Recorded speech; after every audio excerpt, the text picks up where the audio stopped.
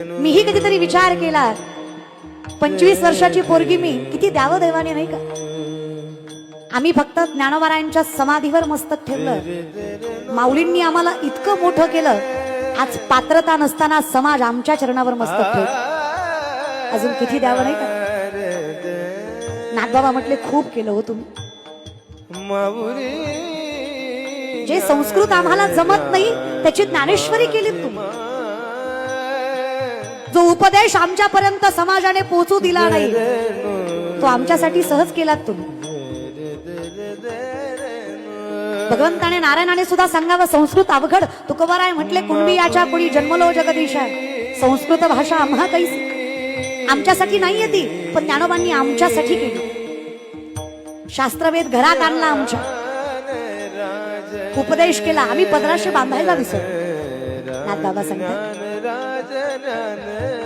खूप केलं तुम्ही.